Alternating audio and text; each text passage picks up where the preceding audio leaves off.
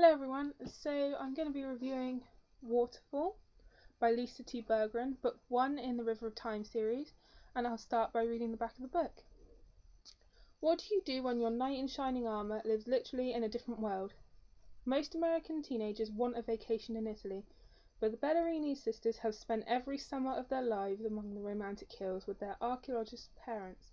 Stuck among the rubble of medieval castles in rural Tuscany on yet another hot, dusty archaeological site, Gabby and Leah are bored out of their minds, until Gabby places her hand atop a handprint in an ancient tomb and finds herself in 14th century Italy.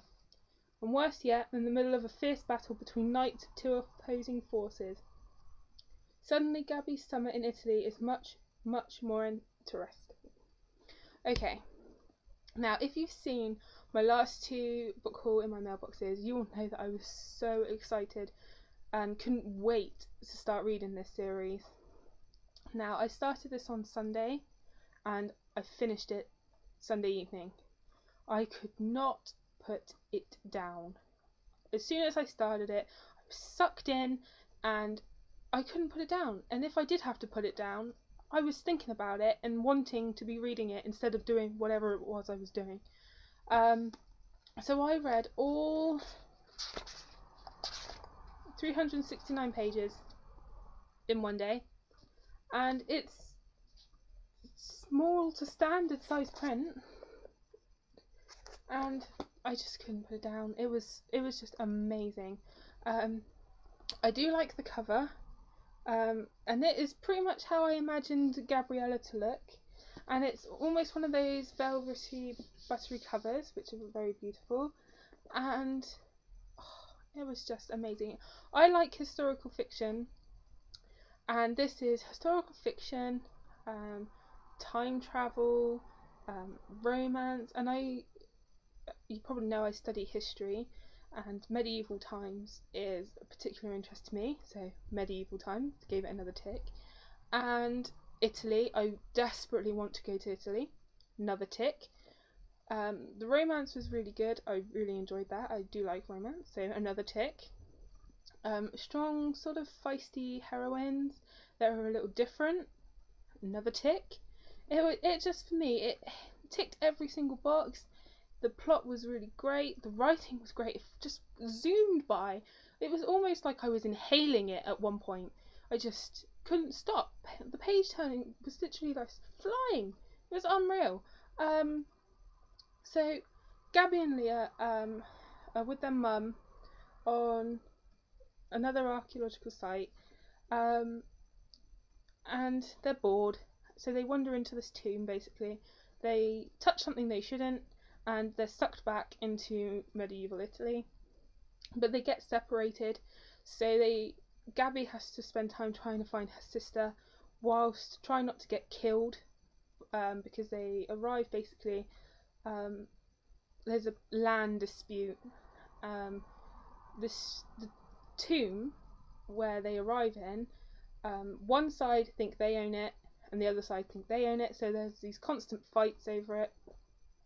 So she's trying not to get killed, and also she's drawn to this knight, but if she falls in love with him, how can she leave him there, because she's got to try and find her sister and go home to her mum. So it was just amazing. Definitely read this. This is just turning into a Gushfest review, but I can't help it. I did structure the review a little better on my blog, so if you want a review that's just not me going, read it, I would check it out on my blog. I did actually write something other than just go read it on my review, so that might help you a little more, but definitely a 5 out of 5 for me. I haven't read a historical book in quite a while that sucked me in the way this did. For me, this did have a little bit of everything, and if you've not read historical fiction before, or you haven't been overly keen on it, I would definitely give this a go, because it's almost like you're not reading historical fiction. There's so much more to it than it just being in the past. The element of time travel was really well done.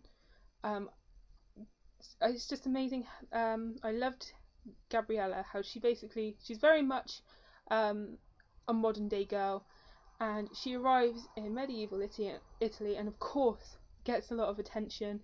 She's tall for a girl anyway, but for the time as well, she's tall. And one of my favourite scenes is when she's trying to convince Marcello, the knight that she falls for, to let her basically wield a sword, and she basically beats him in a sword fight, and it's quite humorous. It does have these elements of humour in it as well. Um, it was bearing in mind that I had such high expectations of this book because I was literally dying to read it. When you're like that, a book can fall short of what you were expecting. For me, this surpassed my expectations.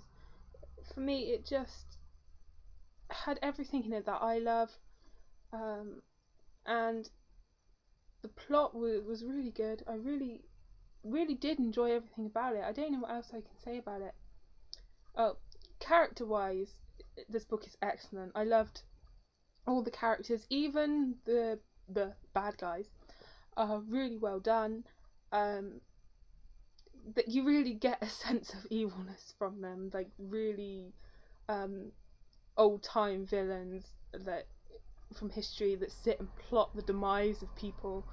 But my favourite character, other than Marcello, who I did like Marcello, I'm not gonna lie, he's a knight in shining armour. I mean, who doesn't like a knight in shining armour? You know, a hot knight in shining armour. Sorry, I was having daydreams about. No, I'm not going there. Um, I other than Marcello, who, like you've just found out, I'm in love with myself. I liked Luca, his cousin. He was sort of the funny guy, always having something sort of cheeky and out there to say. And I enjoyed reading about him. He gave the novel that little something more, that so it wasn't. I don't know how to describe it, but it just added something having that character. And he jokes around saying that, have to find your sister if she's as beautiful and talented as you. And then obviously they do find her sister, and you can see there's going to be another romance element to it. So I'm looking forward to reading on. And when I finished this Sunday night, Monday, I started Cascade, which has another beautiful cover, which is Leah this time. And I'm not very far in because obviously I'm at college this week, so I haven't. When Sunday and I got up and started reading it, I wasn't at college or having to do. I didn't have any homework or anything to do. So I've obviously not read this as quickly, but it is still, so far it's good, I think. So for me, definite 5 out of 5. I would recommend this to anybody that reads YA. This is Lisa T. Bergren's debut YA. It was so good that I'm gonna definitely read her adult books sometime in the future. It was good enough that I had to start Cascade straight away. So definitely 5 out of 5. And if you like historical, then you have to read this. If you like YA, you have to read this. Even if maybe you haven't read historical before, you haven't liked it, this is definitely probably the best I have ever read, historical wise, and it's really well done. And there is some Christian elements to it, but that's more of a culmination of the time. Obviously, medieval times there was a lot of religion was the center of everything, but it's not thrown at you to believe in God. It's not anything like that. It's just literally like the beliefs of the time, and Gabby starts to think maybe did God take her back in time, or is it science? And just these sorts of questions. It's nothing heavy at all. It's just because of the time. I would say, I would definitely read this. And I think that's all I really have to say on it. If you have read it, let me know what you thought of it. Because I'm now in love with this series, and I can't wait to read on.